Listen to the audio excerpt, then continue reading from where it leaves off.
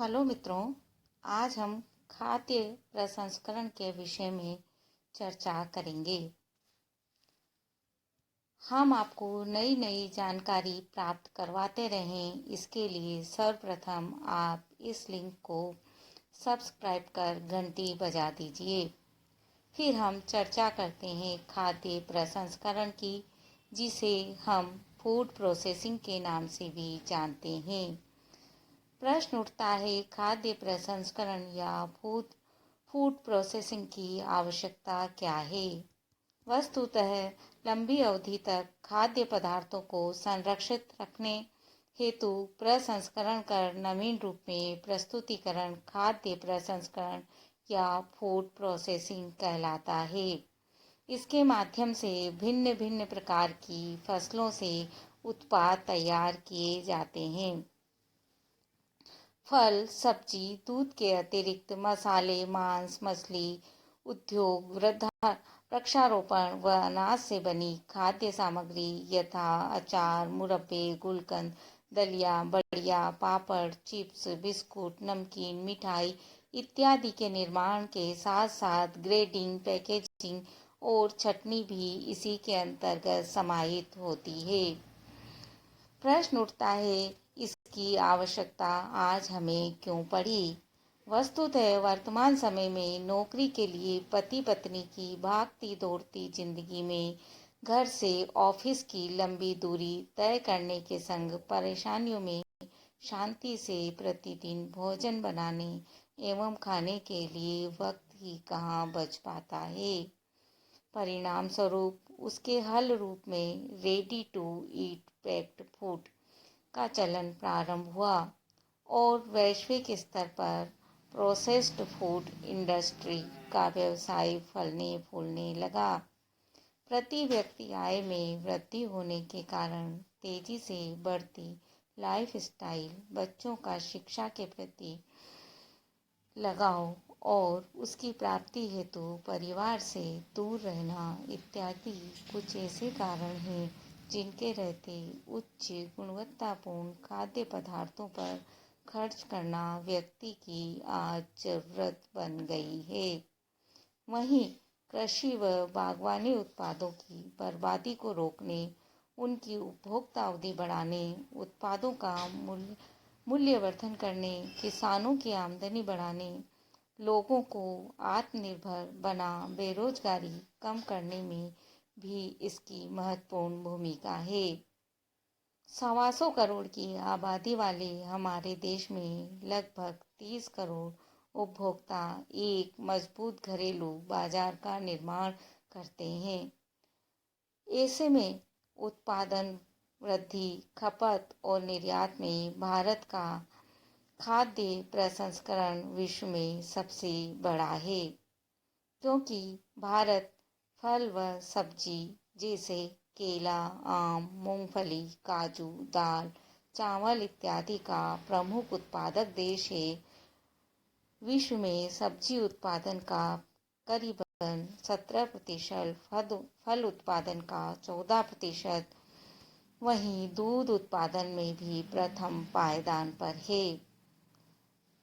इसलिए खाद्य प्रसंस्करण महत्वपूर्ण होता है।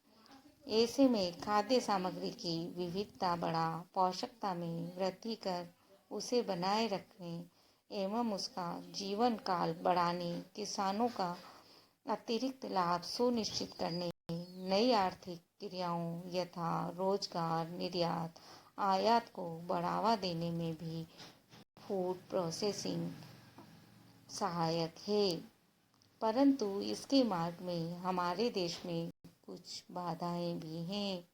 उन बाधाओं में बुनियादी संरचना में कमी, सीमांत कृषकों की बहुतायत, एकल नीति एवं कुशल श्रम का अभाव, शोध अनुसंधान, विपणन, ब्रांडेड की कमी, जीवन शैली में खाद्य प्रचलन कम होना, व्यापार की तकनीकी बाधा, जैविक उत्पाद की बढ़ती मांग, गुणवत्ता जांच निर्धारण एवं नियामक तत्वों की कमी, धार्मिक सांस्कृतिक मान्यताएं इत्यादि कारण विशेष रूप से बाधक हैं। इस ओर सरकारी प्रयास भी किए जा रहे हैं। सरकार इसके लिए खाद्य प्रसंस्करण को कृषि प्रक्रिया में शामिल कर बढ़ावा दे रही है। सन 1914 के बजट में कृषि प्रसंस्करण इकाइयों को सस्ता ऋण उपलब्ध करवाने हेतु 200 करोड़ रुपये का विशेष नाबार्ड कोष बनाया गया। कौशल विकास मंत्रालय की स्थापना की गई और हजारों लोगों के प्रशिक्षण का लक्ष्य रखा गया।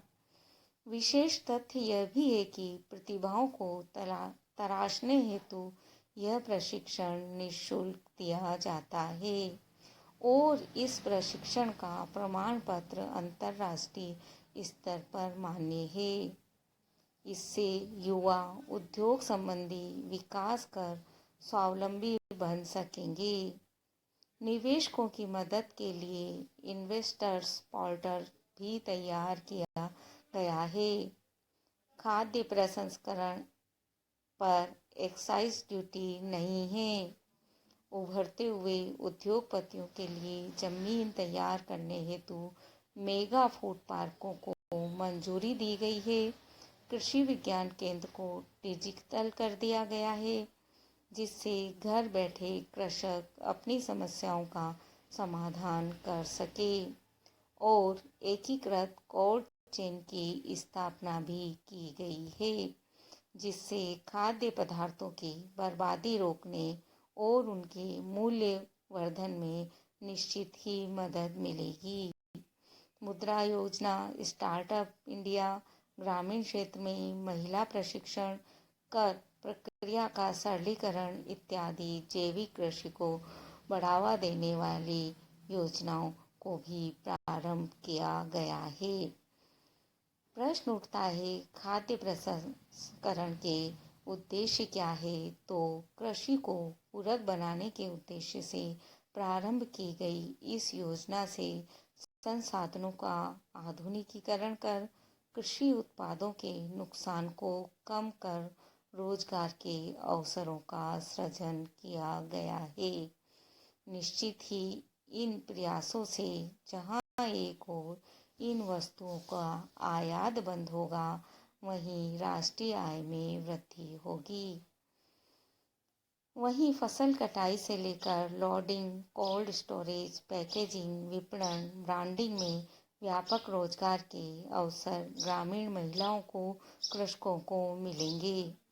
छोटे व्यापारियों की आय बढ़ाने में भी मददगार होंगे, जिससे कृषि व उद्योग के मध्य सामंजस्य स्थापित करने में मदद मिलेगी। कृषि उत्पादकता में वृद्धि से कृषकों की आय में बढ़ोतरी के संग निर्यात से विदेशी मुद्रा की प्राप्ति भी होगी। परंतु इसके सामने आज कुछ चुनौतियां भी हैं। यद्यपि आज भी शीत भंडार, वेयर हाउस की अपर्याप्तता, प्रयोगशालाओं की कमी, केंद्र राज्य स्तरीय कानून में एकरूपता व सामंजस्य का अभाव, जनता का प्राकृतिक खाद्य पदार्थों में रुचि इत्यादि कुछ चुनौतियां खाद्य प्रसंस्करण के समक्ष उपस्थित है। तथापि 2016 के बाद पिछले 5 वर्षों में 9% की दर से वृद्धि निवेश के लिए अच्छी संभावना की ओर संकेत करती है।